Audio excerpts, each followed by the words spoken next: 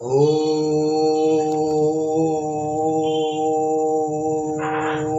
श्री गुरु बाबा त्रयलिंग स्वामिन्याय नमः।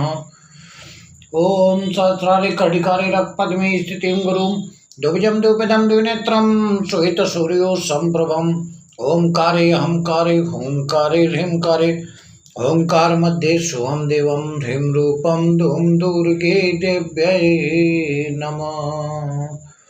प्रिय साधक भाई, आज का विषय है गोस्वामी तुलसीदास जी अपने ग्रंथ रामचरितमानस में जो भेद छुपा रखे हैं उन्हें यहाँ न पक्षपात कछु राखऊं अभेद पुराण शांत मत भाषऊं राम नाम कर अमित प्रभावा असंत पुराण उपनिषद गावा। यहाँ मैं कुछ भी पक्षपात नहीं रखता, मैं वेद पुराण और संत मत का ही सिद्धांत करता हूँ। संतों पुराणों और उपनिषदों ने प्रभु के नाम की असीम महिमा का गान किया है। राम कथा के माध्यम से संत मत के गूढ़ रहस्य का उपदेश। आमतौर पर लोग यह समझते हैं कि तुलसीदास जी ने अपने प्रसिद्ध ग्रंथ रामचरितमानस की रचना केवल राम रावण की कहानी सुनाने के लिए की है, पर वास्तव में तुलसीदास जी ने अनेक धार्मिक ग्रंथों और विशेषकर संत मत के गूढ़ रहस्यों को साधारण मनुष्य तक पहुंचाने के उद्देश्य से इस प्राचीन और लोकप्रिय कथानक का सहारा लिया है। वेद पुराण आदि धर्म ग्रंथों में नाम या शब्द तथा नाम के अभ्यास के इशारे मिलते हैं। इस संबंध में तुलसीदास जी का विचार कबीर साहिब के विचार से मिलता जुलता है। कबीर साहिब का कथन है कि वेद पुराण को झूठा नहीं कहना चाहिए, झूठा तो वह है जो उन पर विचार नहीं करता। वे कहते हैं, वेद कतेब कहो मत झूठे अझूठा जो न विचारे। इसमें संदेह नहीं कि वेदों और शास्त्रों में बाहरमुखी कर्मकांडों की भी चर्चा आई है, जिसमें लगकर जीव और भी अधिक बंधन में उलझ जाते हैं। जैसा कि तुलसीदास जी स्पष्ट रूप से कहते हैं, श्रुति पुराण बहु कहे पाई अछूटन अधिक अधिक रुझाई।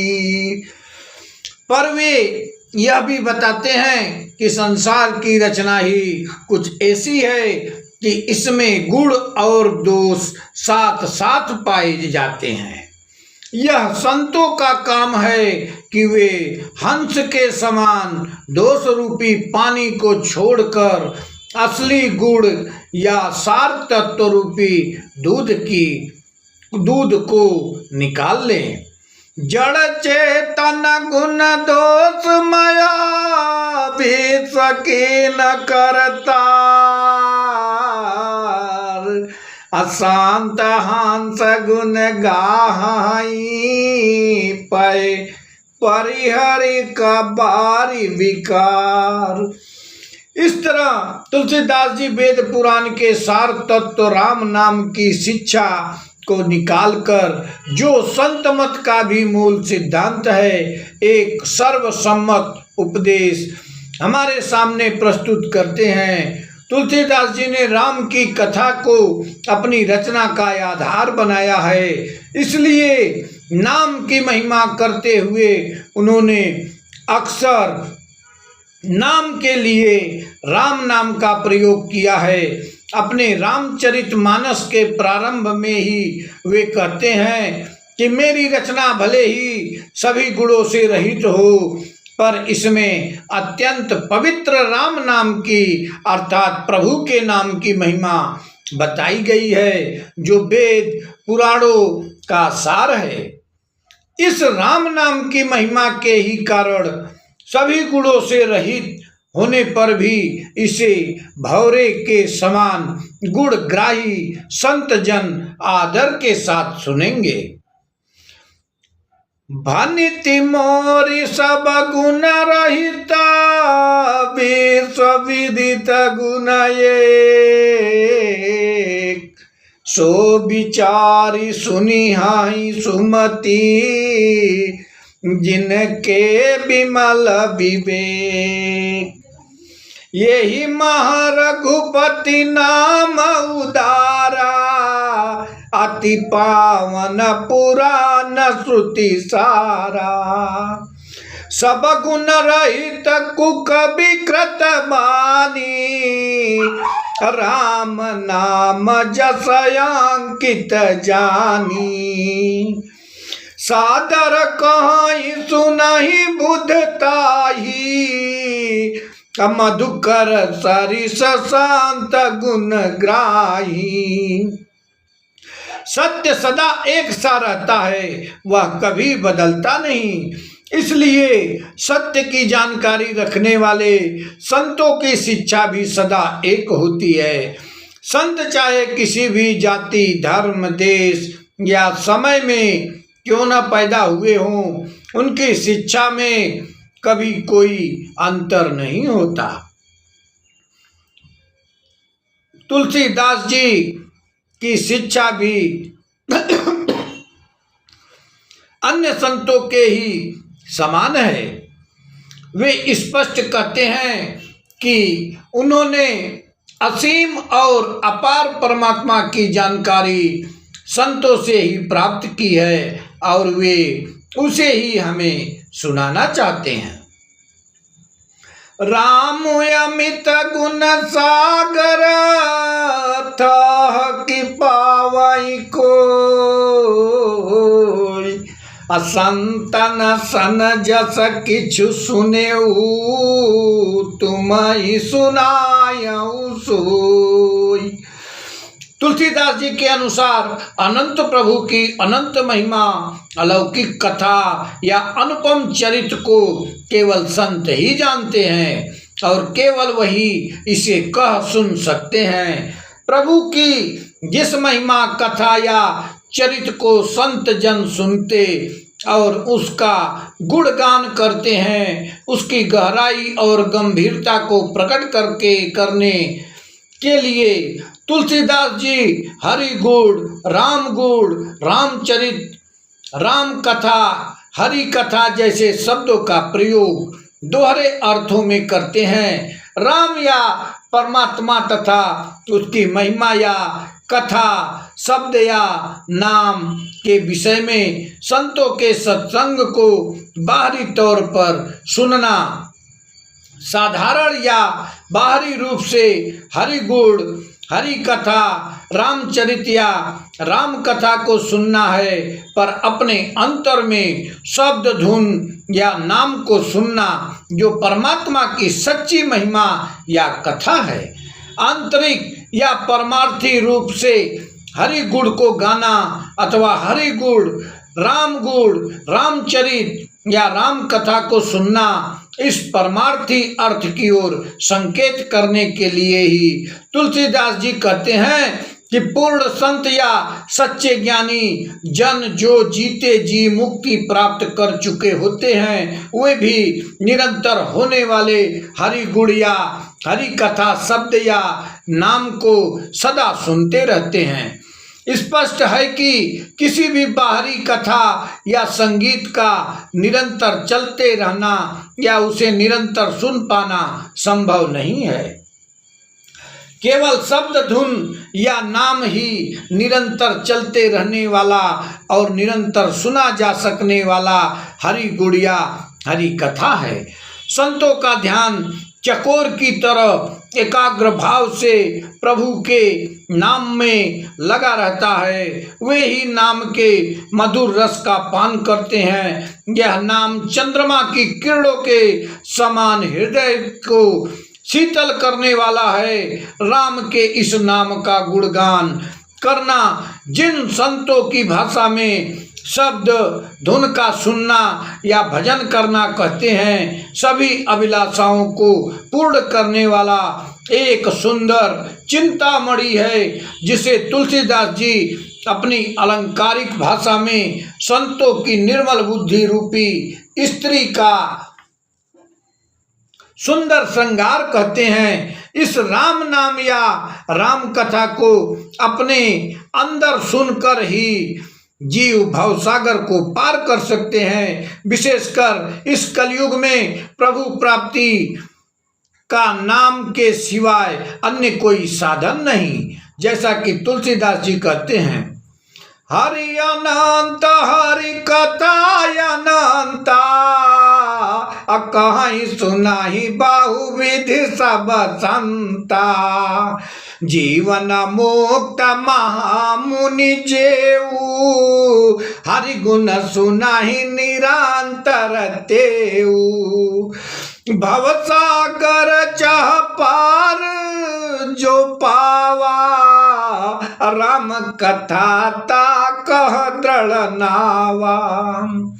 राम कथा शशि किरण समाना, असंत चकोर करहि जेहि पाना।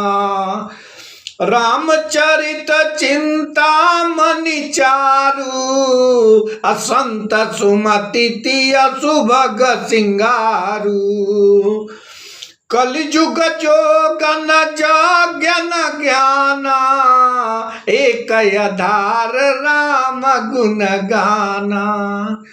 संतों की यह शिक्षा गुण है। इस गुण रहस्य को केवल संत सतगुरु ही खोल सकते हैं। तुलसीदास जी अपनी संत सुलभ विनम्रता के साथ कहते हैं कि उनके गुरु ने उन्हें बचपन में ही राम कथा का मर्म समझाया था, पर वे उस समय ठीक से समझ नहीं सके थे। इस गूढ़ रहस्य को बताने वाले और इसको सुनने वाले को परम ज्ञानी होना चाहिए। पर तुलसीदास जी अपने को कलयुग के पापों से ग्रसा हुआ महामूढ़ जीव कहते हैं। वे बताते हैं कि गुरु ने फिर भी उन्हें बार बार समझाया, तब उन्हें इस रहस्य की कुछ समझ आई और वे अपने संतोष के लिए उसी का प्रचार करते हैं।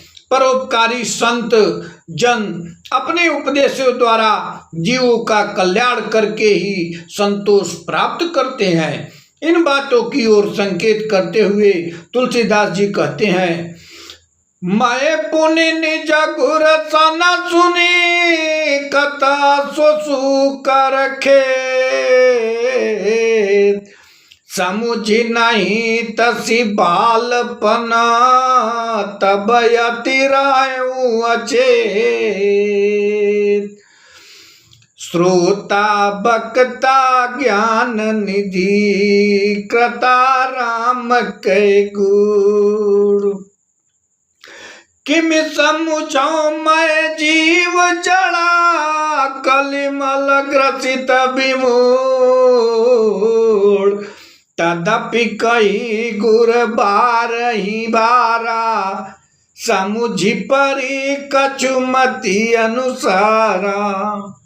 भाषा बद कर विमय सोई, अमोरे मन प्रबोध जही होई। तुलसीदास जी बड़ी ही स्पष्टता के साथ कहते हैं कि इस शिक्षा के गूढ़ रहस्य को सच्ची श्रद्धा, संतों के सत्संग और परमात्मा के प्रति प्रेम के बिना समझ पाना अत्यंत कठिन है। इस रहस्य को केवल वे ही समझ सकते हैं जिन्हें संतों की संगति प्रिय लगती है। दूसरे शब्दों में संतों द्वारा चिताए हुए जीव की राम कथा के मर्म को समझने के अधिकारी हैं। जो श्रद्धा संबल रहिता, नाही सत्संतन कर साथ। तिन कहु मानस गमयति, जिनहि न प्रिय रघुनाथ। राम कथा के तेई अधिकारी, जिनके सतसंगत यति प्यारी। राम कथा मानो एक गुप्त आंतरिक सरोवर है। इस सरोवर में नहाने के लिए किसी संत के सत्संग का मन लगाकर सेवन करना आवश्यक है। संत की सभा ही इस सरोवर के चारों ओर लगी आम की बगीचियां हैं, जो श्रद्धा रूपी बसंत ऋतु को पाकर ही फूलती फलती हैं। रामचरित सरगुप्त सुहावा, जो नहाई चाहे ही सर भाई। असो सतसंग करऊ मन लाई, संत सभा चहु दिशि अंबराई। श्रद्धा ऋतु बसंत समगाई। संतों के इस गूढ़ उपदेश को सुनकर जो विवेकी जीव इसके अभ्यास में लग जाते हैं, वे विषयों से विरक्त या अनासक्त हो जाते हैं। पर जिन मूर्ख जीवों को इसमें रुचि नहीं होती, वे परमात्मा से विमुख रहकर मोह में ही पड़े रह जाते हैं। उमा राम गुण गूढ़, पंडित मुनि पावहि बिरती। पावहि मोह विमूढ़, जे हरि विमुख धर्म रति। स्वामी जी महाराज ने भी संतों की शिक्षा को गूढ़ कहा है, जिसे संतों के बताए बिना कोई जान नहीं सकता। केवल संत ही गूढ़ शिक्षा को प्रकट करते हैं और उनके शिष्य या सत्संगी इसका लाभ उठाते हैं। ओम जय बाबा त्रैलिंग स्वामी महादेव।